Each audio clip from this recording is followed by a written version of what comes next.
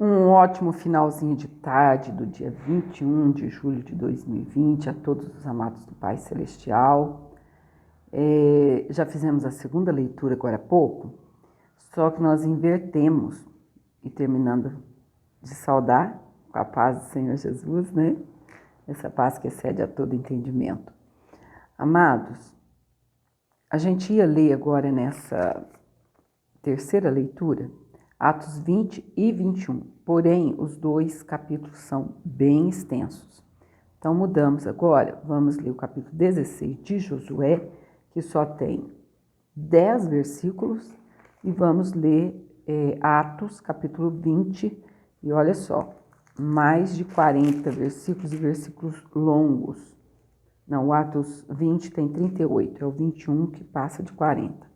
Então agora vamos terminando a nossa leitura de hoje, e que essa bênção do Senhor que enriquece e não acrescenta dores esteja sobre a tua vida, dentro do teu coração. Amém? Então vamos lá, Josué 16 vai falar sobre as heranças dos filhos de José, a herança de Efraim. Saiu depois a sorte dos filhos de José, desde o Jordão de Jericó às águas de Jericó, para o oriente, subindo ao deserto de Jericó pelas montanhas de Betel. E de Betel sai a luz, e passa ao termo dos Arquitas até Atarote, e desce da banda do ocidente ao termo de Jaflete, até ao termo de Bet-Oron, de baixo, e até Gezer, sendo as suas saídas para o mar. Assim, alcançaram a sua herança os filhos de José, Manassés e Efraim. E foi o termo dos filhos de Efraim, segundo as suas famílias, a saber, o termo da sua herança para o oriente, era Atarote Adar, até Bet-Oron de cima. E sai este termo para o ocidente junto a Micmetade. Um nome bem estranho, né? Mas é um nome hebraico. Micmetate. Desde o norte, e torna este termo para o oriente a Taanate Siló, e passa por ela desde o oriente a Janoa, e desce, e desde Janoa a Atarote, e a Naarate, e toca em Jericó, e vai sair ao Jordão. De Tápua vai este termo para o ocidente ao ribeiro de Caná, e as suas saídas ao mar. Esta é a herança da tribo dos filhos de Efraim, segundo as suas famílias. E as cidades que se separaram para os filhos de Efraim estavam no meio da herança dos filhos de Manassés, todas aquelas cidades e as suas aldeias.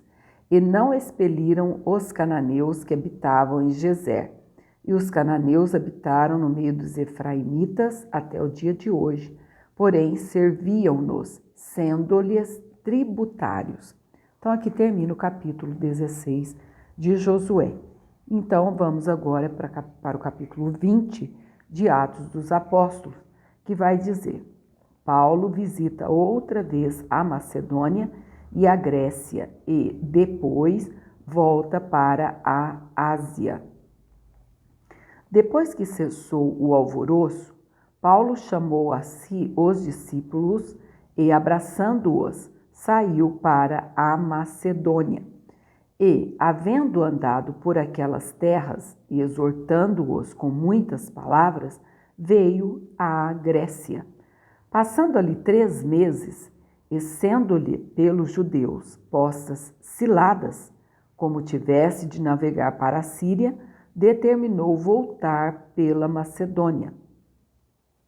E, acompanhando-o até a Ásia, Sópatro de Bereia, e dos de Tessalônica, Aristarco e Segundo, e Gaio de Derbe, e Timóteo, e dos da Ásia, Tíquico e Trófimo. Estes, indo adiante, nos esperaram em Troade. E, depois dos dias dos pães asmos, navegamos de Filipos e, em 5 dias, fomos ter com eles a Troade, onde estivemos 7 dias. No primeiro dia da semana, ajuntando-se os discípulos para partir o pão, Paulo, que havia de partir no dia seguinte, falava com eles. E alargou a prática até à meia-noite. Havia muitas luzes no cenáculo, onde estavam juntos. E, estando um certo jovem, por nome Eutico, assentado numa janela, caiu do 3º andar, tomado de um sono profundo que lhe sobreveio durante o extenso discurso de Paulo, e foi levantado morto. Paulo, porém, descendo, inclinou-se sobre ele e, abraçando-o, disse: Não vos perturbeis, que a sua alma nele está. E, subindo e partindo o pão e comendo, ainda lhes falou largamente até a alvorada. E assim partiu. E levaram vivo o jovem e ficaram não pouco consolados. Nós, porém, subindo ao navio, navegamos até Assos, onde devíamos receber a Paulo, porque assim o ordenara, indo ele por terra. E, logo que se ajuntou conosco em Assos, o recebemos e fomos a Mitilene. E, navegando dali, chegamos no dia seguinte defronte de Quiós, no outro. Aportamos a Samos e, ficando em Trogílio, chegamos no dia seguinte em Mileto, porque já Paulo tinha determinado passar diante de Éfeso, para não gastar tempo na Ásia. Apressava-se, pois, para estar, se lhe fosse possível, em Jerusalém, no dia de Pentecostes. O discurso de Paulo aos anciãos da igreja de Éfeso. De Mileto, mandou a Éfeso chamar os anciãos da igreja. E, logo que chegaram junto dele, disse-lhes: Vós bem sabeis, desde o primeiro dia em que entrei na Ásia, como em todo esse tempo me portei no meio de vós, servindo ao Senhor com toda a humildade, com muitas lágrimas e tentações que, pela cilada dos judeus, me sobrevieram. Como nada que útil seja, deixei de vos anunciar e ensinar publicamente e pelas casas, testificando tanto aos judeus como aos gregos a conversão a Deus e a fé em nosso Senhor Jesus Cristo. E agora, eis que, ligado eu pelo Espírito, vou para Jerusalém, não sabendo o que lá me há de acontecer, senão o que o Espírito Santo, de cidade em cidade, me revela, dizendo que me esperam prisões e tribulações. Mas em nada tenho a minha vida por preciosa, contanto que cumpra com alegria a minha carreira e o ministério que recebi do Senhor Jesus para dar testemunho do Evangelho da graça de Deus. E agora, na verdade, sei que todos vós, por quem passei pregando o reino de Deus, não vereis mais o meu rosto. Portanto, no dia de hoje, vos protesto que estou limpo do sangue de todos, porque nunca deixei de vos anunciar todo o conselho de Deus. Olhai, pois, por vós e por todo o rebanho, sobre que o Espírito Santo vos constituiu bispos, para apacentardes a igreja de Deus, que ele resgatou com seu próprio sangue. Porque eu sei isto, que, depois da minha partida, entrarão no meio de vós lobos cruéis, que não perdoarão o rebanho, e que, dentre vós mesmos, se levantarão homens que falarão coisas perversas, para atraírem os discípulos após si. Portanto, vigiai, lembrando-vos de que, durante 3 anos, não cessei, noite e dia, de admoestar com lágrimas a cada um de vós. Agora, pois, irmãos, encomendo-vos a Deus e à palavra da sua graça, a Ele que é poderoso para vos edificar e dar herança entre todos os santos. De ninguém cobicei a prata, nem o ouro, nem a veste. Vós mesmos sabeis que, para o que me era necessário, a mim e aos que estão comigo, estas mãos me serviram. Tenho-vos mostrado em tudo que, trabalhando assim, é necessário auxiliar os enfermos e recordar as palavras do Senhor Jesus, que disse: mais bem-aventurada coisa é dar do que receber. E, havendo dito isto, pôs-se de joelhos e orou com todos eles. E levantou-se um grande pranto entre todos e, lançando-se ao pescoço de Paulo, o beijavam, entristecendo-se muito, principalmente pela palavra que dissera, que não veriam mais o seu rosto, e acompanharam-no até ao navio. Que palavra maravilhosa, não é, amados?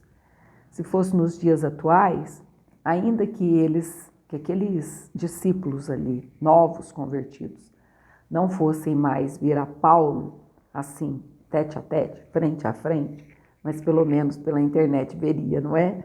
Olha só, e tantos eles conjuram tanto a internet, que a internet é um bicho de 7 cabeças. Se fosse dessa forma, eu não estaria lendo a palavra para você nesse projeto maravilhoso que o Senhor colocou no nosso coração, lendo a Bíblia para você em 1 ano. Não, a internet é bênção para aqueles que são bênção, mas é maldição para aqueles que são malditos, aqueles que são entregues ao pecado, à luxúria, a tudo que não presta.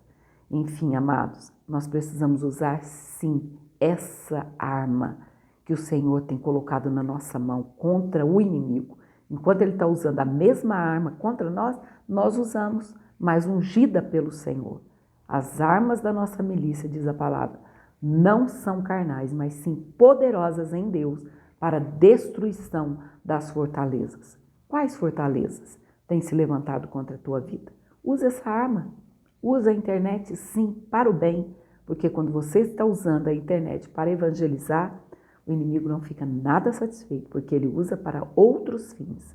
Mas ela não é do inimigo, ela é do Senhor Jesus, entendeu? Quando ela é usada para o bem, porque quem dá sabedoria do alto para que o ser humano desenvolva tantas técnicas, tantas ferramentas para que a gente use, é o nosso Deus, o Rei dos Reis, Senhor dos Senhores.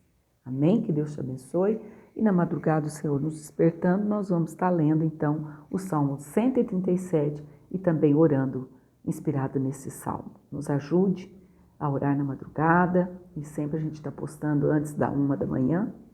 Então, que o Senhor te abençoe e te guarde, te conceda bênçãos do céu e que essa bênção do Senhor que enriquece a nossa vida, continue sobre o teu coração, desde agora e para sempre. E se a tristeza bater a tua porta, lembre-se, na presença do Senhor há abundância de alegrias, a sua mão direita há delícias perpetuamente, e a alegria do Senhor é a tua força. Até mais na paz do Senhor Jesus.